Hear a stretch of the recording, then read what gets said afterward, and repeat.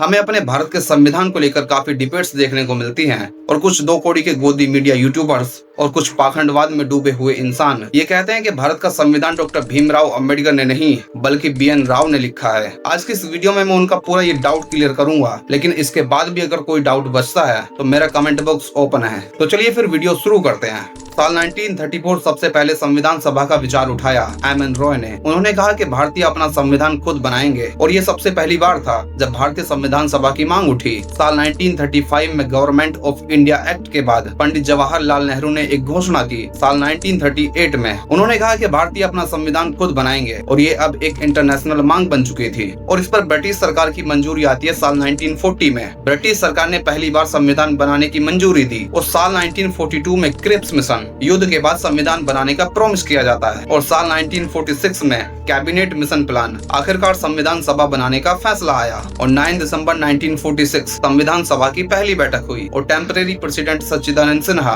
और permanent president doctor Rajendra Prasad इस बैठक में शामिल थे और 13 दिसंबर 1946 जवाहरलाल नेहरू ने एक ऑब्जेक्टिव प्रपोजल दिया और यही आगे चलकर संविधान सभा की प्रस्तावना बनी और 15 अगस्त 1947 भारत आजाद हुआ और इसके बाद संविधान सभा के पास सिर्फ दो ही काम थे, कानून बनाना, संविधान तैयार करना। और इसके बाद 29 अगस्त 1947 में एक ड्राफ्टिंग कमेटी बनाई गई और उस ड्राफ्टिंग कमेटी के चेयरमैन बने यानी कि हेड डॉक्टर भीमराव अंबेडकर और वर्ल्ड की लगभग 60 कंट्रीज पर एक रिसर्च की गई और टाइमलाइन के अकॉर्डिंग फरवरी 1948 में पहला ड्राफ्ट बना और 4 नवंबर 1948 में ड्राफ्ट संविधान सभा में पेश किया गया और 7600 संशोधन प्रस्ताव और 300 प्लस डेज इस पर बहस चली और 26 नवंबर 1949 को संविधान एक्सेप्ट किया गया और इसी दिन को कॉन्स्टिट्यूशन डे कहते हैं और 26 जनवरी 1950 में भारत का संविधान लागू हुआ। अब इसमें किसका कितना योगदान था वो समझते हैं। पंडित जवाहरलाल नेहरू ऑब्जेक्टिव रेजोल्यूशन और पॉलिटिकल विजन और डॉक्टर राजेंद्र प्रसाद संविधान सभा का संचालन, सरदार पटेल रियासतों का एकीकरण, संविधान लागू होने की नींव और BN राव कॉन्स्टिट्यूशनल एडवाइजर और स्टार्टिंग फेज में BN राव ने एक ड्राफ्ट फ्रेमवर्क भी रेडी किया यानी कि एक कच्चा सौदा। लेकिन कुछ अंधभक्ति में डूबे हुए इंसान और कुछ गोदी यूट्यूबर्स BN राव को ही संविधान का निर्माता समझ बैठे हैं। लेकिन रियलिटी सुनो। अब आते हैं डॉक्टर भीमराव अंबेडकर के योगदान पे।